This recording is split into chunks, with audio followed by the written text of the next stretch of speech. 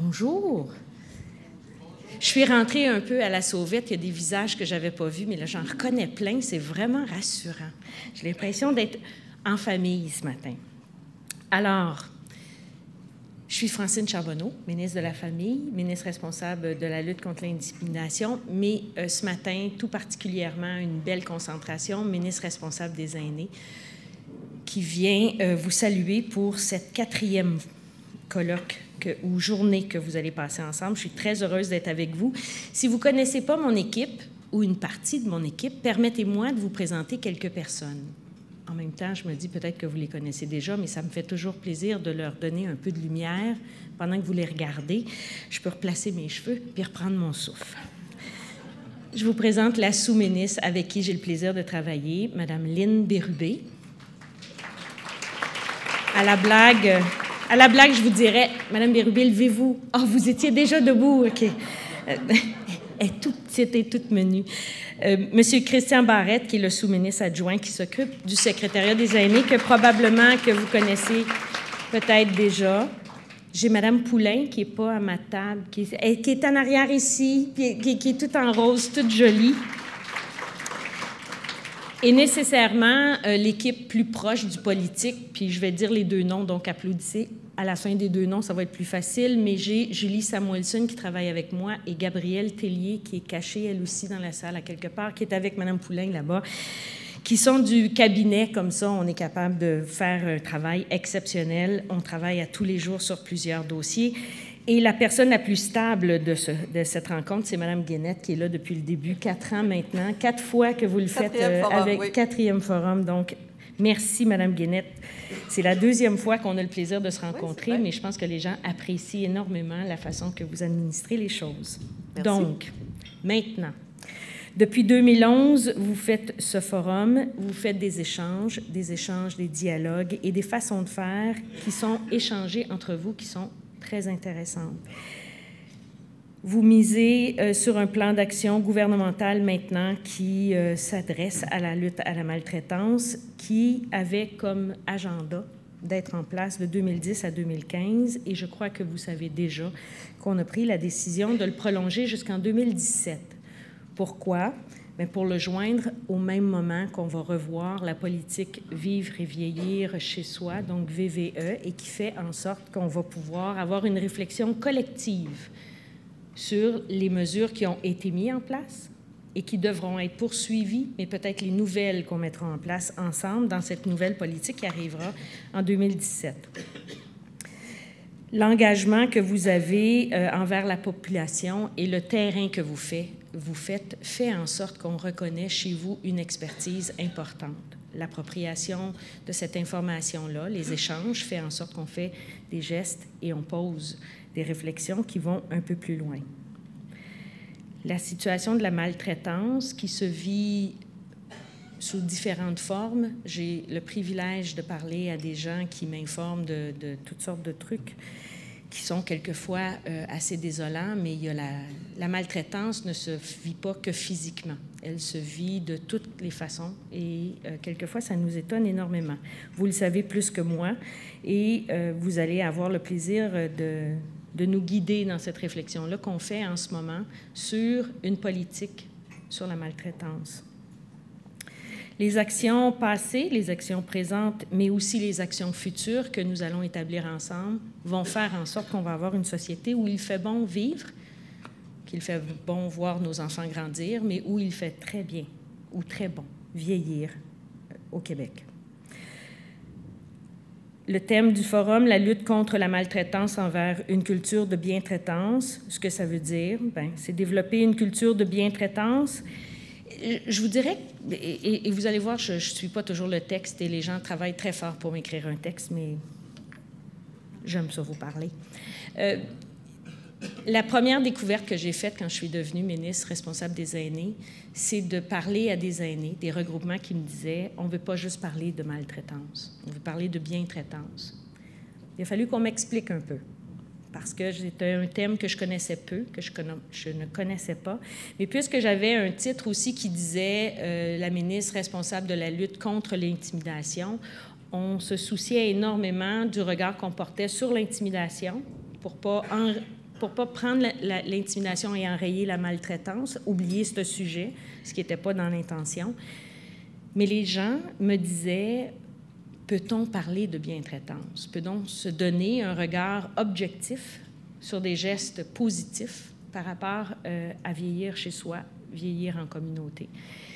Je vous avoue que j'ai travaillé fort pour bien comprendre, parce que la maltraitance et la bientraitance, c'est deux mots fort distincts et deux gestes fort distincts. Donc, ne pas mélanger les mots et faire en sorte qu'on puisse adresser chacun de ces mots avec chaque acte qu'on fait pour bien identifier les choses qu'on se doit de faire comme société, mais aussi un gouvernement qui met en place des politiques qui ressemblent à la volonté que vous avez de bien reconnaître ces deux gestes-là. Vous avez un privilège extraordinaire aujourd'hui. Vous allez avoir des conférenciers. Cet après-midi, je vais déconstruire la journée à l'envers, donc je vais vous présenter les gens un peu. Cet après-midi, vous avez le privilège d'entendre une personne qui est titulaire de la chaire de recherche sur la maltraitance envers les personnes aînées de l'Université de Sherbrooke. J'imagine que vous la connaissez plus que moi, puis elle, je ne la taquine pas, c'est trop sérieux. Madame Marie Beaulieu sera avec vous après-midi pour vous faire une présentation. Et elle sera suivie quand même du président de l'Institut québécois de l'éthique appliquée. Et je trouvais intéressant le lien qu'on faisait entre l'éthique et la bientraitance-maltraitance. Donc, Monsieur Villemur, qui sera avec vous cet après-midi aussi. Je vous salue. Je vous souhaite une belle après-midi. Je vais peut-être venir vous rejoindre en fin d'après-midi si on me détache de la grosse édifice où on nous attache le mercredi pour les réunions. Je vais tout faire pour être ici pour la fin de la journée. Ils vont aborder le concept de la bientraitance à l'occasion de la conférence cet après-midi et ils ont accepté sans hésiter l'invitation qu'ils ont reçue. Donc, merci infiniment pour l'ensemble de l'œuvre. Merci pour cet après-midi, mais merci aussi pour tous les gestes posés dans le quotidien qui fait en sorte que la recherche et l'éthique nous guident dans les gestes qu'on pose. Vous allez entendre ce matin des gens que j'apprivoise depuis quelques semaines parce qu'on parle d'eux depuis quelques semaines. On a le plaisir d'avoir les gens responsables de l'entente socio-judiciaire.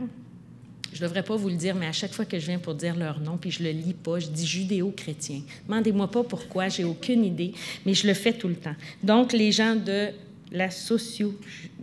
l'entente socio-judiciaire qui vont vous présenter le projet pilote novateur qui a été mis en place pour protéger et aider les personnes aînées en situation de maltraitance. Il y a là une belle découverte d'un plan d'action qui pourrait être mis en place partout au Québec, qui fait que c'est fort intéressant. Alors, je vous présente les gens que vous allez avoir devant vous. Je vais nommer leur nom, leur titre, et puis peut-être qu'à la fin, vous pourriez leur signifier l'appréciation qu'ils soient avec nous aujourd'hui. Donc, il y aura M. Brian Dickinson, chef de l'administration des programmes du soutien à domicile, volet psychosocial au Centre intégré universitaire de santé et des services sociaux de Trois-Rivières. Il y aura M. Richard Lévesque, capitaine responsable de la division des enquêtes de la sécurité publique de Trois-Rivières. Mme Catherine Lefrenière, criminologue, analyste de la sécurité publique de Trois-Rivières, qui a l'air d'une jeunesse. Maître Audrey Turmel, avocate à la direction des orientations et politiques du ministère de la Justice. Et M. Pierre Boisvert, inspecteur et chef des enquêtes régionales Ouest à la Sûreté du Québec, qui vont être avec nous pour vous présenter l'ensemble de l'œuvre sur l'entente. Donc, si vous voulez bien les saluer, je vous laisse la liberté de le faire. Monsieur. Le plan d'action gouvernemental pour contrer la maltraitance envers les aînés 2010-2015 a été un bel exemple de mobilisation collective face à une situation inacceptable qui nous faisait énormément réfléchir. Le plan d'action gouvernemental pour contrer la maltraitance a mobilisé énormément de partenaires et vous en êtes la preuve aujourd'hui. M. Christian Barrette, le sous-ministre adjoint aux aînés, en tracera le bilan des 5 dernières années dans quelques minutes. M. Barrette, je vous l'ai présenté tantôt. Il a dit que ça va être un peu long, mais je suis sûre qu'il va se rendre intéressant au moment de sa présentation. Je le taquine un peu parce qu'on était toutes les deux un peu nerveux d'être ici ce matin. On est vraiment déterminé à poursuivre le plan d'action, mais en même temps, on veut s'assurer que l'ajustement se fait correctement. Les gestes posés il y a de ça 2010, la réflexion qui s'est faite à ce moment-là, a fait en sorte que maintenant, 2015, mais pour 2017, la réflexion se doit de se faire pour les gestes à modifier, à corriger, mais aussi à mettre en place. Nous voulons faire en sorte que toutes les personnes aînées ont un droit à un respect, à leur intégrité, à une vie stable, à une vie en sécurité et à une vie agréable au Québec. Tout geste de maltraitance doit être dénoncé. Maintenant, c'est dans la façon de faire qu'on se doit d'y réfléchir. Je vous avoue bien sincèrement que de mon côté, en tant que ministre responsable des aînés, j'ai l'obligation d'y réfléchir et j'aurai peut-être le plaisir de vous présenter quelque chose de cossu et d'intéressant cet automne pour faire en sorte qu'on avance un pas de plus pour la lutte contre la maltraitance. Si je vous le dis, c'est qu'en même temps, je me mets de la pression pour arriver à faire les choses pour cet automne parce qu'écrire une politique novatrice qui répond aux attentes, mais qui pose des gestes de la bonne façon pour une clientèle comme la clientèle aînée, c'est toujours pas simple. Donc, on s'attend à être capable de déposer quelque chose cet automne. Vous savez que vous êtes des partenaires importants, donc vous serez mis à contribution dans la réflexion qu'on aura à faire. Sinon, vous aurez à réagir à la documentation qu'on déposera pour voir si on est toujours sur la bonne voie. Au moment où je suis arrivée, je vous le disais un peu plus tôt, on a beaucoup réfléchi à l'intimidation et on s'est dit, est-ce que le dossier de l'intimidation va venir faire en sorte qu'on va négliger le principe de la maltraitance? La réponse à ça, c'est non. Notre volonté au niveau du gouvernement, c'est de trouver une façon de faire de la prévention, de l'intervention efficace et soutenir les actions par rapport à l'intimidation. Je l'ai déjà expliqué plusieurs fois, mais je vous le dis parce que mon idée n'a pas encore changé. Pour moi, l'intimidation, c'est la fine ligne avant la maltraitance. L'intimidation, c'est la fine ligne avant la violence. Ce sont les gestes qui se posent après. Ce qu'on cherche à faire dans le plan d'action que nous allons mettre en place cet automne, c'est de faire en sorte qu'avant d'arriver aux gestes indus, on puisse tracer, intervenir et aider les gens. Donc, l'intimidation serait un plan d'action qui se fait au niveau du gouvernement, de la petite enfance jusqu'aux aînés, parce que vous le savez fort bien, ça se vit partout, mais ça fait en sorte que le plan d'action de un va venir soutenir le plan d'action de l'autre. Donc, ne vous inquiétez pas, je n'évacue pas une possibilité par rapport à l'intimidation et la maltraitance. Nous entendons lutter concrètement contre la maltraitance auprès des personnes en situation de vulnérabilité. Mon deuxième étonnement après les conversations, c'était que j'ai cherché la définition de aîné. Je pensais que j'en étais puisque j'ai reçu ma carte de la FADOC aussitôt que j'ai eu mes 50 ans, mais non. Premier étonnement, je me lève le matin, je ne sens pas que je suis un aîné. Mais je vous avoue que quand je vais dans différentes organisations, que ce soit dans mon comté ou à travers le Québec, je rencontre peu d'aînés. Peu. Il y a beaucoup de gens qui m'épuisent sur un plancher de danse. Il y a beaucoup de gens qui font en sorte que nos systèmes et nos organisations de bénévolat fonctionnent parce qu'ils sont au travail à tous les jours. De ce fait, je n'ai pas rencontré beaucoup d'aînés. Mais on en a, et je n'ai juste pas trouvé la bonne définition, la bonne âge et la bonne façon de définir un aîné. Je sais juste que des fois, je rencontre des gens qui me disent « Madame Charbonneau, accompagnez-moi, on va aller livrer des popotes roulantes. » Et je dis oui, avec plaisir. Et la personne qui conduit a 82 ans et m'explique qu'on s'en va porter des lunchs à des vieux. Je n'ai pas compris encore comment elle fait pour définir qu'elle s'en va porter des lunchs à des vieux, parce que la personne qui conduit, elle n'est pas âgée. Elle est en action, elle participe à sa communauté, elle est vraiment extraordinaire. Et de ce fait, je suis toujours étonnée du fait qu'on puisse dire on doit faire une politique pour les aînés. Je n'ai pas trouvé encore.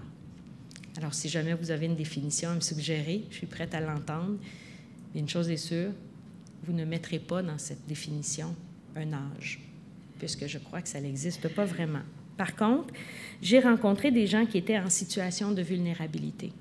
J'ai rencontré des gens qui, de façon quelquefois temporaire, quelquefois de façon permanente, se retrouvent dans des situations de vulnérabilité qui fait que là, la maltraitance peut exister.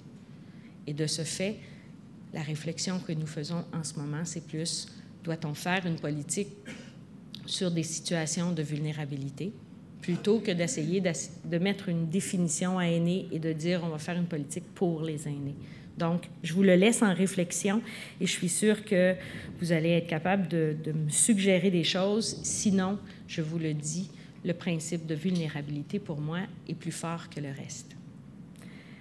Il y a nécessairement notre politique Vivre et vieillir ensemble chez soi dans sa communauté au Québec, et vous le savez, qui a été lancée en 2012, mais qui devra être revue pour 2017. Je vous le disais plus tôt, vous serez appelés à participer à cette réflexion puisque on veut reproduire le modèle de façon intéressante, mais on veut aussi lui donner des ailes un peu plus fortes pour voler un peu plus loin dans les objectifs qu'on a pour protéger et faire en sorte que nos gens habitent chez eux le plus longtemps possible. Dans cette volonté de mettre en place une communauté plus active, plus à l'écoute de ces gens, nous avons pris une décision, il y a de ça, je regarde Christian, 1 semaine, 2 semaines? 2 semaines. On a pris une décision il y a de ça 2 semaines et j'attendais aujourd'hui pour vous en parler un peu parce que j'aurais pu vous écrire, mais j'aime mieux vous parler. Donc, ce matin, je vous fais une petite annonce, mais je la garde entre nous. Quand le moment sera mûr pour faire une annonce plus concise, et vous allez comprendre, on fera une annonce peut-être un peu plus médiatisée, mais je gardais ça un peu plus pour nous dans notre intimité de ce matin. Donc, vous connaissez probablement l'acronyme, mais je déteste les acronymes, alors je vais vous dire le titre au complet. Les initiatives de travail de milieu auprès des aînés vulnérables, communément appelées les ITMAV. On dirait quasiment un personnage de bande dessinée. Si on avait à en faire un personnage de bande dessinée, ils auraient sûrement une cape de super-héros, puisque le rôle qu'ils occupent est vraiment fort intéressant. Donc, ce projet a contribué à faire en sorte qu'on a brisé l'isolement des aînés, on a favorisé leur autonomie et leur maintien en communauté, puisque c'est un projet qui fait en sorte qu'on trouve des gens, qu'on parle à des gens et qu'on les remet en action dans leur communauté. Nous avons décidé en 2014-2015 d'avoir 44 IPMAV qui ont été financés à peu près, on me dit, à près de 2,5 millions de dollars. Un nouvel appel de projet sera bientôt lancé afin de contribuer à l'amélioration des conditions de vie des aînés, ce qui fera en sorte qu'à la fin de cet appel de projet, ça ne sera plus 44, ça va être 80 IPMAV qu'on aura au Québec et qui fait en sorte qu'on va pouvoir aller encore plus loin et aider encore plus de gens. Pour ce matin, ça reste entre nous. Je vous dis ça reste entre nous parce que c'est une très bonne nouvelle, vous le savez, mais probablement que cet automne, quand l'appel de projet sera terminé, on pourra annoncer la distribution et comment les choses se dessinent et vous serez probablement appelés à être au rendez-vous. Briser l'isolement est notre plus gros défi. Les gens seuls, il y en a de plus en plus et on se doit de les trouver. On se doit de les aider et on se doit de les mettre en action dans la communauté. Nos actions témoignent de notre engagement sur la lutte contre la maltraitance aux personnes aînées. Le gouvernement désire toujours accentuer ses efforts afin d'assurer des milieux de vie sécuritaires pour les personnes aînées et de vivre dans une société où la maltraitance n'est pas tolérée.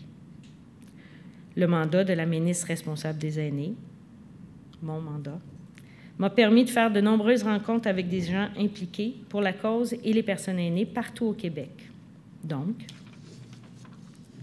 ce matin, je vous dis bien sincèrement, merci de votre engagement.